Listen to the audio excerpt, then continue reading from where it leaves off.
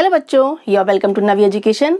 First of all, a very happy Holi to all my colourful and lovely students, viewers. आप लोग खूब होली खेलिए, खूब एंजॉय करिए and again wish you a very happy Holi. Now back to the point.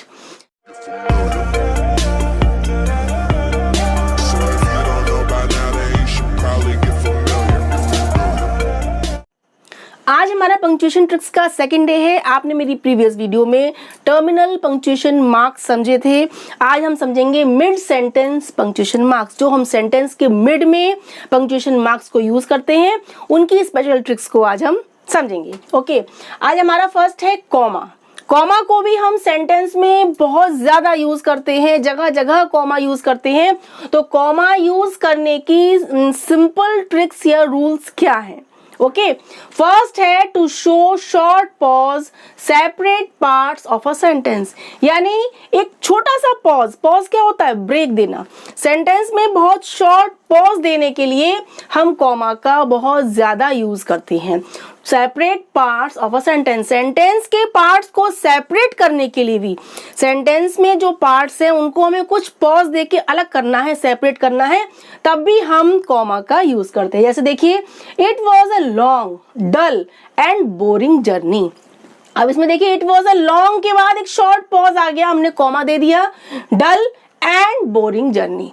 इस तरीके से हमने कुछ पार्ट्स को अलग करने के लिए और एक शॉर्ट पॉज ब्रेक देने के लिए हमने कॉमा का यूज किया। सेकंड है टू जॉइन इंडिपेंडेंट क्लॉजेस। जो इंडिपेंडेंट क्लॉजेस होती हैं उनको जॉइन करने के लिए भी हम कॉमा का यूज करते हैं। जैसे देखिए, he was very hard working yet he failed. अब इस सेंटेंस में देखिए दो क्लॉजेस हैं, दोनों क्लॉजेस आपकी क्या है? इंडिपेंडेंट है। तो इसमें हमने कॉमा का यूज किया इन दोनों को जॉइन करने के लिए। थर्ड हमारा है to separate non defining relative clause. Sentence में नॉन डिफाइनिंग रिलेटिव क्लॉज होने पर मेरी इस नॉन डिफाइनिंग रिलेटिव क्लॉज की वीडियो मेरे चैनल पर अवेलेबल है, जिसका मैं लिंक आपको दे दूंगी। आप इस टॉपिक को भी क्लियर कर सकते हैं बहुत इजीली। ठीक है, अब सेंटेंस में जैसे आपकी नॉन डिफाइनिंग रिलेटिव क्लॉज है, यानी कि वो सेंटेंस में सब्जेक्ट को आप बहुत ज्यादा डिफाइन नहीं कर रही, उसकी वैल्यू या इंपॉर्टेंस सेंटेंस में बहुत ना के बराबर है, उसे हम कहते हैं नॉन डिफाइंड रिलेटिव क्लॉज। ठीक है, उसको हम सेपरेट करने के लिए भी कॉमा का यूज करते हैं।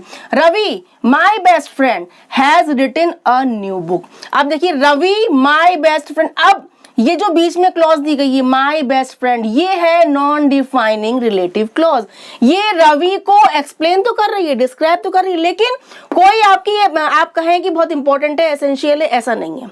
ठीक है, तो ये आपकी कहलाएगी नॉन डिफाइनिंग रिलेटिव क्लॉज। इसको हमने सेपरेट करने के लिए देखिए स्टार्टिंग में भी और एंड में भी कॉमा का यूज किया है। नेक्स्ट है टू सेपरेट इंट्रोडक्टरी और एड्रेसिंग वर्ड्स। हम सेंटेंस में कभी कभी अपना इंट्रोडक्शन देने के लिए या किसी को एड्रेस करने के लिए हम बहुत से ऐसे वर्ड्स यूज करते हैं, वो वर्ड्स को हम सेपरेट करने के लिए कॉमा का यूज करते हैं। जैसे देखिए, यस आई डू। अब यस या नो हम सेंटेंस जब यूज करते हैं तो हम उसके बाद क्या लगाते हैं? कॉमा लगाते हैं। ऐसे आपने किसी को एड्रेस किया, गर्ल्स या बॉयज, या किसी को भी आपने एड्रेस किया, गर्ल्स सिट डाउन, बैठ जाओ, तो आपने गर्ल्स को एड्रेस किया तो हमने उसमें कॉमा का यूज किया। नेक्स्ट है to separate a tag question. अब सेंटेंस में टैग क्वेश्चन जब यूज किया जाता है, मैंने अभी ही रिसेंटली टैग क्वेश्चन की एक वीडियो अपलोड करी है, उसको भी आप देखकर इस टॉपिक को एकदम क्लियर कर सकते हैं। ठीक है, अब सेंटेंस में टैग क्वेश्चन अगर को सेपरेट करने के लिए हम हमेशा कॉमा का यूज करते हैं। देखिए, he was telling a lie, wasn't he. अब वो झूठ बोल रहा था, क्या नहीं बोल रहा था, या है ना, या इस तरीके से देखिए, ये वॉजंट ही, ये क्या हुआ, ये पार्ट, ये टैग क्वेश्चन है। तो लास्ट में एक बहुत छोटा सा मिनी क्वेश्चन यूज किया गया है, ये टैग क्वेश्चन है, इसको हमने कॉमा से सेपरेट किया। Next, to separate direct speech from the reporting verb. अब डायरेक्ट इनडायरेक्ट नरेशन में जो डायरेक्ट स्पीच होती है उसको हम रिपोर्टिंग वर्ब से अलग करने के लिए क्या यूज करते हैं? कॉमा का यूज करते हैं। देखिए, he said comma clean the room. अब हमने, ये आपकी स्पीच है, क्लीन द रूम ये क्या है? डायरेक्ट स्पीच है। ही सेड क्या है? रिपोर्टिंग वर्ब है। इन दोनों को सेपरेट किससे किया गया? कॉमा से। नेक्स्ट हमारा है आफ्टर सैल्यूटेशन या कॉम्प्लीमेंट्री क्लोज इन लेटर्स। अब हम जब लेटर्स लिखते हैं, चाहे वो फॉर्मल हो चाहे वो इनफॉर्मल हो, उनमें हम सैल्यूटेशन हो या कॉम्प्लीमेंट्री क्लोज हो, उसमें हम क्या यूज करते हैं, उनमें कॉमा यूज करते हैं। जैसे आप कहते हो डियर सर, डियर मैम, या कुछ भी आप वर्ड यूज करते हो स्टार्टिंग में, उसमें आप कॉमा लगाते हो। या फिर आप लेटर के एंड में yours truly, yours obediently, yours faithfully, उसमें भी हम कॉमा का यूज करते हैं। Okay, to separate long digits by bunching. हम जब लंबी संख्या लिखते हैं तो उसमें जो डिजिट्स होते हैं, नंबर्स होते हैं, उनको भी हम क्या करते हैं, उनको बंच कर देते हैं, उनकी ग्रुपिंग कर देते हैं। जब आपकी लॉन्ग डिजिट्स होती हैं तो उनकी ग्रुपिंग करते हैं। क्यों? क्योंकि उनको पढ़ने में, बोलने में या उनको वर्ड्स में कन्वर्ट करने में हमें दिक्कत नहीं हो। तो इंडियन सिस्टम के हिसाब से राइट टू लेफ्ट चलता है, यानी कि वंस, टेंस, हंड्रेड्स के बाद एक कॉमा लगेगा, यानी 3 डिजिट्स, देन 2, देन 2, देन 2, इस तरीके से हमारा सीरीज चलेगी। तो इस तरीके से हम क्या करते हैं, लॉन्ग डिजिट्स में हम कॉमास का यूज करते हैं उनको सेपरेट करने के लिए। ये आपका क्या था, कॉमा। ठीक है, ये कॉमा के सिंपल रूल्स थे, सिंपल ट्रिक्स थी। देन हमारा है सेमीकोलन। सेमीकोलन में क्या होता है, एक डॉट होता है, देन एक कॉमा होता है, डॉट के नीचे कॉमा होता है, इसे हम कहते हैं सेमीकोलन। ये भी पॉज है, a pause greater than a comma but shorter than a full stop. यानी कि ये पॉज जो है, ये पॉज क्या है, कॉमा से तो बड़ा है लेकिन फुल स्टॉप से छोटा है। ये जो ब्रेक आप देंगे सेंटेंस में, वो आपका फुल स्टॉप से छोटा है, लेकिन कॉमा से आपका ये बड़ा पॉज होता है, थोड़ा लॉन्ग पॉज होता है। ठीक है, अब इसके रूल्स देखते हैं। To join independent clauses in the absence of coordinating conjunctions. ठीक है, अब सेंटेंस में यदि 2 इंडिपेंडेंट क्लॉजेज हैं और उसमें आपका कोऑर्डिनेटिंग कंजक्शन यूज नहीं हुआ है, देन हम उनको ज्वाइन करने के लिए, उनमें लिंक बनाने के लिए हम सेमीकोलन का यूज अक्सर कर देते हैं। ठीक है, जैसे देखिए, to err is human to forgive divine. इसमें देखिए टू एयर इज ह्यूमन, यहां पर हमारा क्या आता, but to forgive is divine, ऐसा सेंटेंस होता है। लेकिन यहां पर क्या है, कोऑर्डिनेटिंग कंजंक्शन का यहां पर एब्सेंस है, देन हमने यहां पर सेमीकोलन का यूज किया है। To err is human semicolon to forgive divine. ठीक है, या एकदम शॉर्ट ब्रेक है, टू फॉरगिव कॉमा और डिवाइन। यहाँ पर शॉर्ट ब्रेक की वजह से यहाँ पर इज का यूज नहीं किया गया है, शॉर्ट ब्रेक दिया तो हमने कॉमा लगा दिया, लास्ट में आपका फुल स्टॉप हो गया। Like to join independent clauses joined by however nevertheless. ऐसे ही इंडिपेंडेंट क्लॉजेज में जब आपकी हाउएवर, नेवरदलेस या नॉनदलेस यूज होता है, तब भी हम क्या करते हैं, यहाँ पर सेमीकोलन का यूज करते हैं। ठीक है, नेक्स्ट है to separate the series of short clauses. अब सेंटेंस में अगर 2-3 शॉर्ट क्लॉजेज यूज हुई हैं, कोई कंजक्शंस वहां यूज नहीं है, 2-3 शॉर्ट क्लॉजेज हैं, तो उसमें भी हम सेमीकोलन का अक्सर यूज करते हैं। देखिए, जैसे we live together, we work together, we played together. अब ये 3 क्लॉजेज हैं, तीनों इंडिपेंडेंट हैं और इनमें कोई भी कंजक्शन नहीं यूज हुआ है, तो हमने इसमें क्या यूज किया, semicolon. We live together semicolon, we work together semicolon, we played together full stop. Okay, ये हुआ आपका सेमीकोलन का बहुत ही शॉर्ट यूज है, जो आपको समझ में आ गया होगा। अब हम नेक्स्ट देखते हैं। नेक्स्ट आपका है कोलन। कोलन में क्या होता है, 2 डॉट्स होते हैं। ठीक है, और ये क्या है, लॉन्गर पॉज देन सेमीकोलन। आपके सेमीकोलन से ये थोड़ा लॉन्गर पॉज, लॉन्गर ब्रेक होता है। ठीक है, अब इसके रूल्स देखिए। फर्स्ट है to introduce a list of related items. एक सेंटेंस में कुछ आपने लिस्ट शो करी है, जो आइटम्स, जो भी चीजें आपने शो करी हैं, वो आपस में क्या है, संबंधित है, रिलेटेड है। तो उन आइटम्स की लिस्ट को इंट्रोड्यूस करने के लिए हम कोलन का यूज करते हैं। ठीक है, अब नेक्स्ट है टू इंट्रोड्यूस डायरेक्ट स्पीच। अब सेंटेंस में कभी कभी डायरेक्ट स्पीच को इंट्रोड्यूस करने के लिए हम कोलन का यूज कर लेते हैं। वैसे हम ज्यादातर कॉमा का ही यूज करते हैं, लेकिन कभी कभी कोलन का भी यूज हो जाता है इस डायरेक्ट स्पीच को इंट्रोड्यूस करने के लिए। देखिए, Lord Buddha says colon live and let live. ठीक है, तो इस स्पीच को इंट्रोड्यूस करने के लिए यहाँ पर कोलन का यूज किया गया है। ओके, टू गिव एग्जाम्पल्स या रिलेटेड फैक्ट्स, आपस में संबंधित जो फैक्ट्स हैं, बातें, जो चीजें हैं, या कोई भी एग्जाम्पल हमें शो करना है तो उसमें भी हम कोलन का यूज करते हैं। जैसे देखिए, the main 3 tenses are the present tense, the past tense and the future tense. ठीक है, हमने इन तीनों को इंट्रोड्यूस करने के लिए यहाँ पर कोलन लगा दिया है। ठीक है, ये क्या है, ये तीनों की क्या एक तरीके से लिस्ट शो हो रही है, 3 आइटम्स की, 3 फैक्ट्स की लिस्ट शो हो रही है, इसीलिए हमने कोलन का यूज किया है। Okay, dash is generally used after a colon. अक्सर सेंटेंस में हम कोई लिस्ट हमें शो करनी है, लंबी लिस्ट है या कुछ ऐसी चीजें या फैक्ट्स हैं जिनको हमें शो करना है एक लिस्ट की तरीके से, तब हम कोलन के साथ अक्सर इस डैश का यूज कर लेते हैं। डैश क्या होता है, ये एक डैश, ये भी एक ब्रेक होता है ना, तो इसको हम कोलन के साथ यूज कर लेते हैं जनरली सेंटेंसेस में। ओके, तो ये तो आपका कोलन का सिंपल फैक्ट था, या आप सिंपल रूल्स कहिए। नेक्स्ट हम समझते हैं हाइफन। हाइफन क्या होता है, बहुत शॉर्ट डैश होता है, mini dash, smaller than a dash, यानी कि एक डैश से, जैसे आपका ये हाइफन है तो आपका ये डैश हुआ। ठीक है, यानी डैश से हाइफन छोटा होता है। फर्स्ट है to join compound words. Sentence में कंपाउंड वर्ड्स को, जुड़े हुए, आपस में जुड़े हुए वर्ड्स को हमें जोड़ने के लिए, ज्वाइन करने के लिए हम क्या करते हैं, हाइफन का अक्सर यूज करते हैं। जैसे आप कहते हैं passers bye, father in law, mother in law. ठीक है, तो इन वर्ड्स में हम बीच में क्या लगाते हैं, बहुत मिनी डैश लगाते हैं, तो ये कहलाता है हाइफन। नेक्स्ट है यूज विद सर्टेन प्रीफिक्सेस। कभी कभी कुछ वर्ड्स में प्रीफिक्स, यानी कि वर्ड के पहले ऐड होने वाला छोटा सा वर्ड, उसे कहते हैं प्रीफिक्स।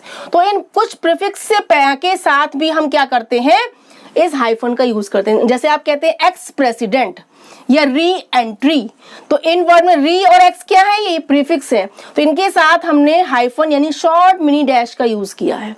नेक्स्ट देखिए, between the spelling of numbers. हम नंबर्स को जब इंग्लिश में उनको हम कन्वर्ट करते हैं, उनको वर्ड्स में जब हम लिखते या बोलते हैं, तो हम क्या करते हैं, उनको लिखने में हम बीच में बहुत शॉर्ट डैश का यूज करते हैं, यानी हाइफन का यूज करते हैं। 92, 86, 35, 74, तो इनमें बीच में हम बहुत मिनी डैश जो यूज करते हैं वो कहलाता है हाइफन। ओके, नेक्स्ट हमारा है एपोस्ट्रोफी। एपोस्ट्रोफी यानी कि ऊपर हम छोटा सा कॉमा लगाते हैं, इसे कहते हैं एपोस्ट्रोफी। ठीक है, अब ये कहाँ कहाँ यूज होता है, to make possessive form. Sentence में पजेसिव फॉर्म यानी कि किसी पर ओनरशिप को, अधिकार को शो करने के लिए हम एपोस्ट्रोफी का यूज करते हैं। आपने कहा राम की car, Ram's car, Ram's pen has been lost. अब देखिए राम्स, राम का पेन, अब पेन पे किसकी ओनरशिप है, राम की, यानी यहाँ पर क्या शो हो रहा है, पजेसिव फॉर्म शो हो रही है। राम में हमने एपोस्ट्रोफी लगाया, देन एस लगाया, तो यानी राम का पेन हो गया। ठीक है, इस तरीके से हम पजेसिव फॉर्म को क्रिएट करने के लिए एपोस्ट्रोफी का यूज करते हैं। देन है used with plural nouns ending with S. आपके प्लूरल नाउन्स में लास्ट में एस आया है, उसमें भी हम पजेसिव फॉर्म को शो करने के लिए लास्ट में एपोस्ट्रोफी लगा देते हैं। ठीक है, नेक्स्ट है प्रॉपर नाउन्स। बहुत से ऐसे प्रॉपर नाउन्स होते हैं जिसमें अगर लास्ट में एस है तो हम कॉमा लगा देंगे, यानी कि हम लास्ट में केवल अपोस्ट्रोफी लगा देंगे। अगर एस नहीं है तो हम अपोस्ट्रोफी लगा के एस लगा देते हैं। ठीक है, नेक्स्ट है कॉमन नाउन्स, यानी कॉमन नाउन्स में हम पोजेशन को शो करने के लिए भी अपोस्ट्रोफी का यूज करते हैं। अब अगर कॉमन नाउन में एस है स्पेलिंग में तो हम उसमें केवल अपोस्ट्रोफी भी यूज कर सकते हैं और हम अपोस्ट्रोफी के साथ एस भी लगा सकते हैं। ठीक है, नेक्स्ट है कंपाउंड नाउन्स। अब जो कंपाउंड नाउन्स होते हैं, यानी कि 2-3 वर्ड्स को जुड़ के एक नाउन बना है, उन कंपाउंड नाउन्स में हम तीनों वर्ड्स में, 2 या 3 वर्ड्स में अपोस्ट्रोफी एस ना लगा के लास्ट वाले वर्ड में अपोस्ट्रोफी एस लगाते हैं। देखिए mother in law's book, mother in law की बुक कह रहे हैं ना हम, तो हमने क्या किया, लॉ के बाद एस ऊपर अपोस्ट्रोफी लगाया, देन एस बनाया। इस तरीके से हम कंपाउंड नाउन्स में क्या करते हैं, लास्ट वाले वर्ड में, कंपाउंड नाउन के लास्ट वाले वर्ड में अपोस्ट्रोफी देन एस लगाते हैं। इन कॉन्ट्रैक्शन यानी कि टू ओमिट सम लेटर्स, यानी से हम कभी कभी कुछ वर्ड्स ऐसे होते हैं जिनमें हम कुछ वर्ड्स को ओमिट करने के लिए, उनको हटाने के लिए, उस वर्ड को शॉर्ट में लिखने के लिए हम क्या करते हैं, अपोस्ट्रोफी का यूज करते हैं। आप लिखते हैं आई एम, लेकिन हम क्या करते हैं, आई अपोस्ट्रोफी एम, केवल एम लगा देते हैं, आई एम। शीज को शीज, अब शी इज ना लिख के she apostrophe S, can not को कांट, कैन और नॉट को हम कांट कर देते हैं, डोंट, डजंट, हैवेंट, हैजंट, ऐसे बहुत सारे ऐसे आपके इंग्लिश में वर्ड्स हैं जिसमें हम कॉन्ट्रैक्शन फॉर्म का यूज करते हैं, उसमें हम अपोस्ट्रोफी लगाते हैं उनमें कुछ वर्ड्स को ओमिट करने के लिए और उसको शॉर्ट फॉर्म में लिखने के लिए। नेक्स्ट हमारा है इन्वर्टेड कॉमास। ये आपके इन्वर्टेड कॉमास सिंगल भी यूज होते हैं, डबल भी यूज होते हैं। अब कहाँ कहाँ यूज होते हैं? टू एनक्लोज डायरेक्ट स्पीच, हम डायरेक्ट इनडायरेक्ट नरेशन में जो डायरेक्ट स्पीच होती है, स्पीकर द्वारा कही हुई बात होती है, उसको हम एनक्लोज करते हैं, उसको शो करते हैं इन्वर्टेड कॉमास में एनक्लोज करके। देखिए, to my teacher said don't make noise. अब ये है रिपोर्टिंग वर्ब, ये है स्पीच। अब रिपोर्टिंग वर्ब के बाद इस स्पीच को हमने एनक्लोज किया है इन्वर्टेड कॉमास में। ओके, to indicate titles of books, poems, stories, films etc, यानी हम बुक्स है, पोएम्स है और या फिर स्टोरीज है या मूवीज हैं, उनके टाइटल्स को हम क्या करते हैं इन्वर्टेड कॉमास में एनक्लोज करके शो करते हैं ताकि वो सेंटेंस में अलग से उनको हम इंपॉर्टेंस दे सकें। ठीक है, जैसे आपने कहा जूलियस सीजर, मैकबेथ, कोई भी टाइटल है उसको हम इन्वर्टेड कॉमास में ही क्लोज करके शो करते हैं। ठीक है, नेक्स्ट है to draw attention to a particular word, यानी एम्फसाइज। अब हम सेंटेंस में कोई ऐसा वर्ड है जिसको हमको अलग से उसको जिससे हम बात कह रहे हैं या हम उस सेंटेंस में किसी वर्ड को बहुत ज्यादा इंपॉर्टेंस देना चाहते हैं, ठीक है, या उसको हम बहुत ज्यादा एम्फेसाइज उसको हम करना चाहते हैं, तो हम उस वर्ड को सिंगल या डबल इन्वर्ट कॉमास में क्लोज कर देते हैं, अक्सर कर देते हैं। जैसे आपने कहा I know he is too much aggressive. अब इस एग्रेसिव वर्ड को मैं बहुत ज्यादा शो करना है ना, तो हमने उसको क्या किया एनक्लोज कर दिया सिंगल इन्वर्टेड कॉमास में। ओके, ये तो इसका यूज था। अब नेक्स्ट देखिए, नेक्स्ट एंड लास्ट है डैश। हाइफन से बड़ा होता है डैश, बिगर देन अ हाइफन। हाइफन छोटा होता है, डैश बड़ा होता है। ठीक है, अब इसका कहाँ यूज है? To separate group of words, यानी सेंटेंस में कुछ वर्ड्स के ग्रुप को सेपरेट करने के लिए, यानी कुछ शब्द हमने ऐसे यूज किए हैं या कोई आप लिस्ट मान लीजिए, या हम 2-3 वर्ड्स ऐसे यूज कर रहे हैं तो उनको हमें उनको अलग सेपरेट करना है, तो हम क्या करते हैं डैश का यूज करते हैं। जैसे आपने कहा my favourite dishes are, dash लगा दिया, पास्ता एंड पाव भाजी। अब बाद के वर्ड्स को के ग्रुप ऑफ वर्ड्स को सेपरेट करने के लिए हमने क्या यूज करा? डैश का यूज करा। Simple. To show a pause और अ ब्रेक।